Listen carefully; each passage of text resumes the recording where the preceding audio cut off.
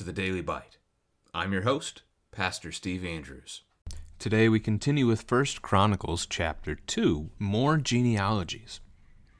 These are the sons of Israel: Reuben, Simeon, Levi, Judah, Issachar, Zebulun, Dan, Joseph, Benjamin, Naphtali, Gad, and Asher. The sons of Judah: Onan, and Shelah. These three Bathshua the Canaanite bore to him. Now Judah's firstborn, was evil in the sight of Yahweh, and he put him to death. His daughter-in-law, Tamar, also bore him Perez and Zerah. Judah had 5 sons in all. The sons of Perez: Hezron and Hamul. The sons of Zerah: Zimri, Ethan, Heman, Calcol, and Dara, 5 in all. The sons of Carmi: Achan, the troubler of Israel, who broke faith in the matter of the devoted thing. And Ethan's son was Azariah. The sons of Hezron that were born to him: Jerahmeel, Ram, Calebai. Ram fathered Amminadab, and Amminadab fathered Nahshon, the prince of the sons of Judah. Nahshon fathered Salmon, Salmon fathered Boaz, Boaz fathered Obed, Obed fathered Jesse. Jesse fathered Eliab, his firstborn, Abinadab the second, Shimei the third, Nethanel the fourth, Radai the fifth, Ozem the sixth, David the seventh. And their sisters were Zuriah and Abigail. The sons of Zuriah: Abishai, Joab, and Asahel, 3. Abigail bore Amasa, and the father of Amasa was Jether the Ishmaelite. Caleb the son of Hezron fathered children by his wife Azubah, and by Jerioth, and these were her sons: Jesher, Shobab, and Ardan. When Azubah died, Caleb married Ephrath, who bore him Hur. Hur fathered Uri, and Uri fathered Bezalel. Afterward Hezron went in to the daughter of Machir, the father of Gilead, whom he married when he was 60 years old, and she bore him Segub. And Segub fathered Jair, who had 23 cities in the land of Gilead. But Gesher and Aram took them from Havoth Jair, Kenath and its villages, 60 towns. All these were descendants of Machir, the father of Gilead. After the death of Hezron, Caleb went in to Ephrathah, the wife of Hezron his father, and she bore him Ashur, the father of Tekoa. The sons of Jerahmeel, the firstborn of Hezron: Ram, his firstborn, Bunah, Oren, Ozem, and Ahijah. Jerahmeel also had another wife whose name was Atara. She was the mother of Onam. The sons of Ram, the firstborn of Jerahmeel: Maz, Jamin, and Eker. The sons of Onam: Shammai and Jada. The sons of Shammai: Nadab and Abishur. The name of Abishur's wife was Abihail, and she bore him Aban and Molid. The sons of Nadab: Seled and Appaim, and Seled died childless.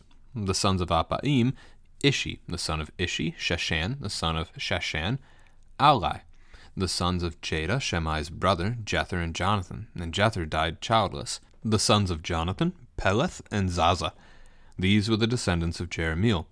Now Sheshan had no sons, only daughters, but Sheshan had an Egyptian slave, whose name was Jarah. So Sheshan gave his daughter in marriage to Jarah his slave, and she bore him Attai. Attai fathered Nathan, Nathan fathered Zabad, Zabad fathered Ephlal, and Ephlal fathered Obed. Obed fathered Jehu, and Jehu fathered Azariah. Azariah fathered Helez, and Helez fathered Eliasah. Eliasah fathered Sismai, and Sismai fathered Shallum. Shallum fathered Jechamiah, and Jechamiah fathered Elishama. The sons of Caleb, the brother of Jerahmeel: Marishah his firstborn, who fathered Ziph. The son of Marishah: Hebron. The sons of Hebron: Korah, Tapua, Rechem, and Shema. Shema fathered Raham, the father of Jorkim, and Rechem fathered Shammai. The son of Shammai: Maon, and Maon fathered Bethzur. Ephah also, Caleb's concubine, bore Haran, Moza, and Gaziz, and Haran fathered Gaziz. The sons of Jadai: Regem, Jotham, Geshan, Pelet, Ephah, and Shaph. Maacah, Caleb's concubine, bore Sheber and Tirhana. She also bore Shaph, the father of Madmannah, Sheva, the father of Machbanah, and the father of Gibeah, and the daughter of Caleb was Aksa. These were the descendants of Caleb. The sons of Hur, the firstborn of Ephrathah, Shobal, the father of Kiriath-jearim, Salma, the father of Bethlehem, and Hareph, the father of Beth-gader. Shobal, the father of Kiriath-jearim, had other sons, Haroeh, half of the Menuhoth, and the clans of Kiriath-jearim, the Ithrites, the Puthites, the Shumathites, and the Mishraites. From these came the Zorathites and the Eshtelites. The sons of Salma, Bethlehem, the Netophalathites, Atroth, Beth-jaob, and half of the Manahathites, the Zorites. The clans also of the scribes who lived at Jabez, the Tirathites, the Shimeathites, and the Sukathites. These are the Kenites who came from Hamath, the father of the house of Rechab. This is the word of the Lord. So as I mentioned yesterday, one of the best things to do with genealogies as a family conversation to read a text like this is just right from the start, invite your kids to focus on the names they recognize. Have them tell you those stories, and then you can fill in, you can build on those, what they know, either by building upon the stories that they were already telling you, helping them fill in some more details as they know these accounts of the Old Testament, or adding in some new ones that you know about some of these names as well. One of the other questions that I'm going to bring up in this chapter is right at the beginning. As we get the list of the 12 sons of Israel, which one of the 12 does Jesus come from? We want to root this in history. And this is what this is. I mean, Genesis is a history book. First Chronicles is a history book. These things really happened. These are real people.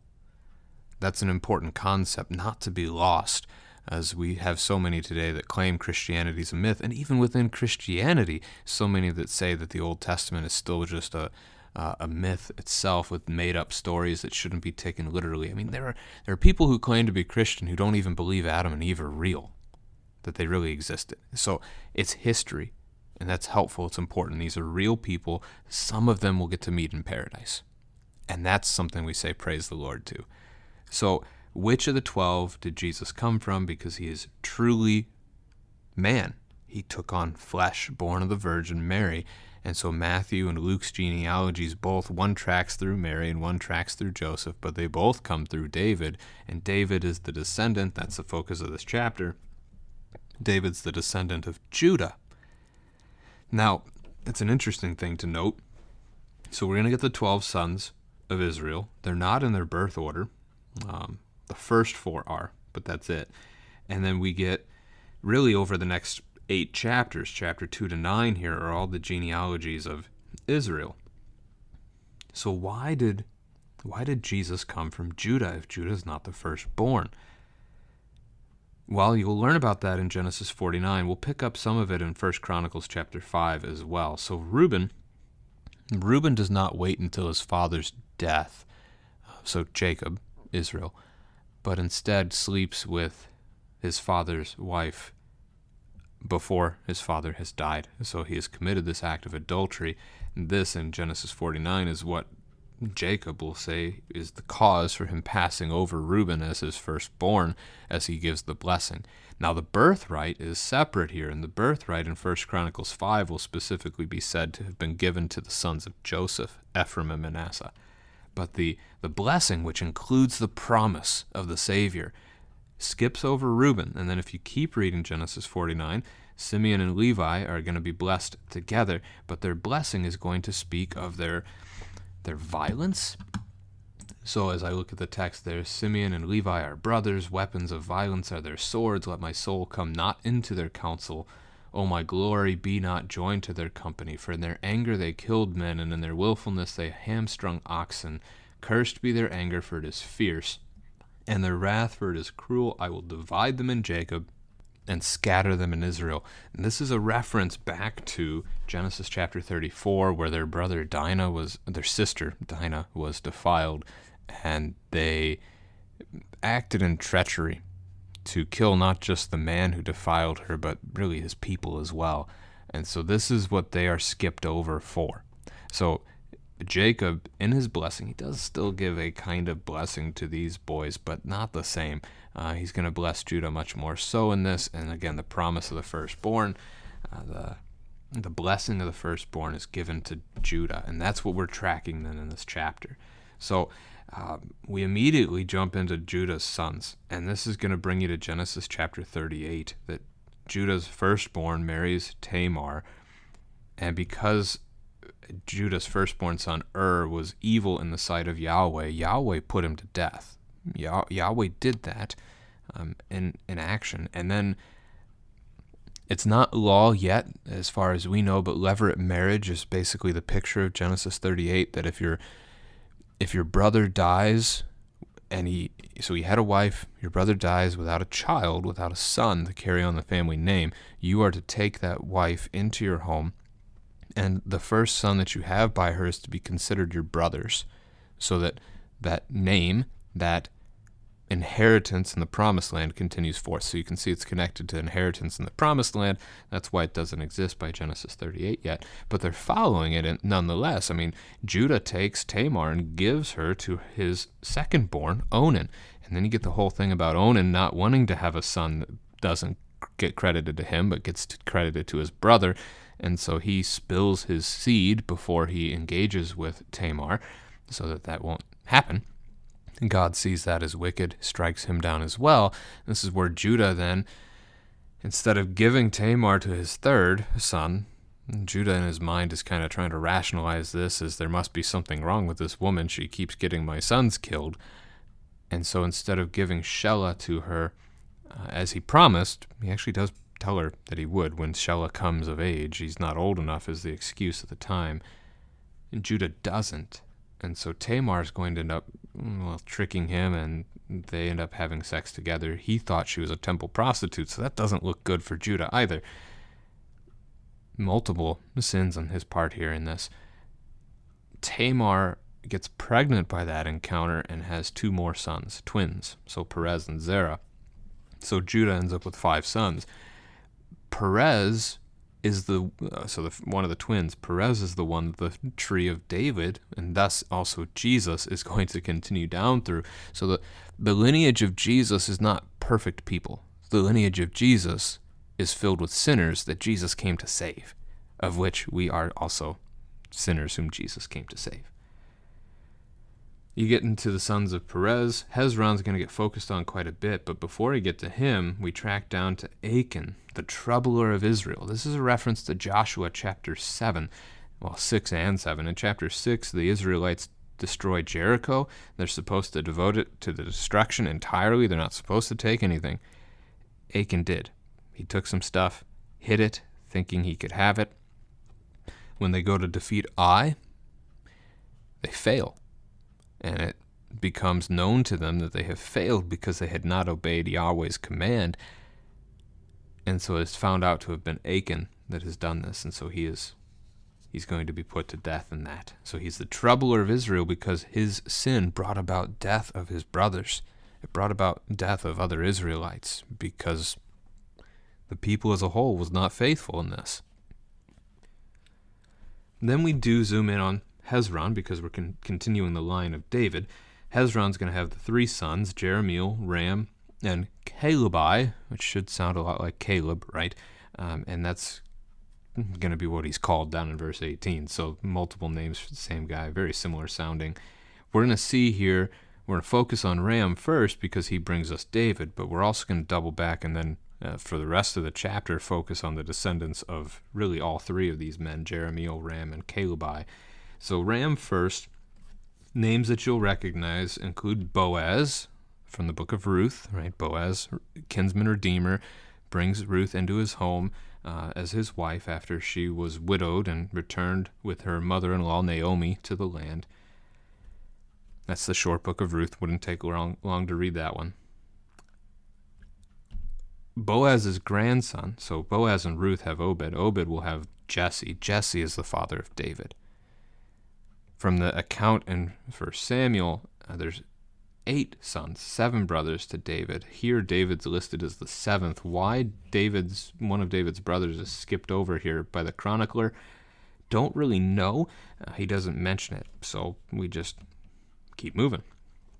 And then, so David was the goal, but now we're going to see also that there are sisters. The mention of the sisters is because these other men, their sons, the cousins of David, are going to play a role in his reign, most notably Joab, who's a commander for him. Joab's name's going to show up frequently throughout the book of Samuel. Now, then we rewind back up to one of the other sons of Hezron. So we were just looking at Ram. Now we're going to look at Caleb. And Caleb is that faithful spy. Your kids might remember that account. He goes with Joshua, the son of Nun. The two spy out the land among the 12, but they're the two that give the faithful report that the promised land is good and that they trust that God will give it to them. Whereas the other 10 stoked fear among the people. We're going to learn in the chapter, I'm just going to lump it together for time's sake because we don't have much left. Caleb has 5 wives. There's Azubah, and also it appears Jerioth there in verse 18. And after Azubah dies, he takes on Ephrath. And then we're going to see Ephrath again. I'm going to say from verse 24, so after the death of Hezron, Caleb went into Ephrathah, the wife of Hezron, his father. I'm going to tell you that Ephrath and Ephrathah, which are only different by a little ending on the end of the name, that's the same woman, so her name's shortened. So like Reuben took his father's wife, except he did it too soon, Caleb takes his father's wife, and he's going to have a son by her. So Caleb has Azubah, Jerioth, and Ephrathah. Those 3 women as regular wives, but then he has 2 lesser wives mentioned in the text as well, in verse 46 and 48, Ephah and Maacah. So he's going to have many children. So you're going to read verses 18, 19, 20, and then paragraph starting at verse 42 through 50. That's going to give you all the descendants of Caleb. The names of mention there, verse 20, Hur.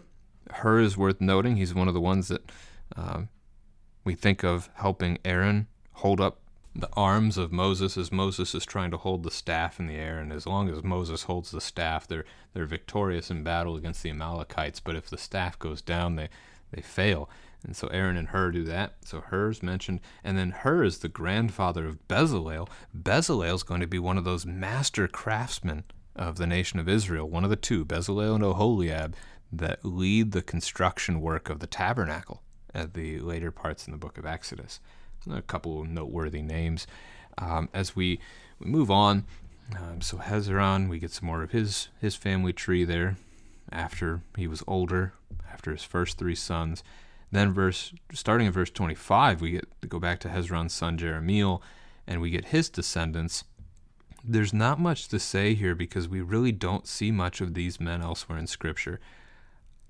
This family tree is just not covered anymore. So these are part of what we would consider to be Jews. They're Judeans. They're part of the people, but they just kind of disappear, perhaps. The one that might not, verse 36, Attai fathered Nathan. Nathan the prophet is going to become very important in the life of King David, but we're never told Nathan the prophet's father's name. So I cannot tell you if this is the same Nathan or if it's a different one. Nathan in Hebrew means to give. So it's a verb. So basically a man named Nathan is a giver. So it's not a bad name to give a son. And you're going to see a lot of even overlap here. Just like your kids will be familiar with knowing other kids that have their same name as well, or you know that too. So it is with the Hebrew text of the Old Testament. There's going to be common names that you see time and time again. So it could be the same Nathan, might not be. There's marriage with an outsider. Marriage with an Egyptian. Deuteronomy 7 forbade that, but this outsider happened to be part of his house already, and thus may have been truthfully trusting in Yahweh, which was the problem of Deuteronomy 7. It's why they weren't supposed to marry outside of the nation of Israel, because they would be taking in false pagan gods in their worship. This may not have been the case if Sheshan had taught Jarha about Yahweh and about the promise of Jesus. Nations outside of Israel were brought into the kingdom. Jesus didn't just come for the Jews. He came for the Jew and the Gentile. And you might pick that note up from this verse a little bit. So we're going to skip down then to verse 50, the sons of Hur. So we're picking up on that genealogy from back in verse 20. He's going to end up having Kiriath Jearim, and We're going to see Bethlehem, so a couple of prominent old city names that come up at this point. Again, asking your kids what names they recognize. Bethlehem should be one of the ones that their ears perk up at in this chapter, and they can tell you why they know the city of Bethlehem, the connection we have to the birth of Jesus Christ. Could be the same Bethlehem, might not be, but that name will at least be important and familiar. And I'll end on verse 55. The Kenites end up being the father of the house of Rechab. And the Rechabites are going to be mentioned of note in Jeremiah chapter 35 as being faithful while God's people weren't. So the Rechabites, at one point, their father is going to command them not to drink wine. And God is going to show all of Israel that even in a manly given command, so honor your father, it's neither here nor there, it's not commanded by God, but honor your father is, and they do it. They don't drink wine. And yet God is the father of his people, and they don't listen to him. So God uses the Rechabites as an example of that. And at the end of chapter 35 of Jeremiah, it gives them quite the distinct promise that they would never lack a man to stand before Yahweh. That's fascinating. It leaves it at that. It doesn't cover it anymore. Is that a reference to the idea that the Rechabites will prominently figure into the role of King David, his descendant, the Messiah, at some point? Like maybe the apostles, maybe one of them is a Rechabite. Or is it a reference to paradise and the idea that the Rechabites, that family tree, some of them are going to be in paradise with God forevermore? It's kind of it's a distinct promise. It's pretty unique. And we just don't know a whole lot about it. So there's some of the things you can learn from chapter 2's genealogy. We'll continue tomorrow.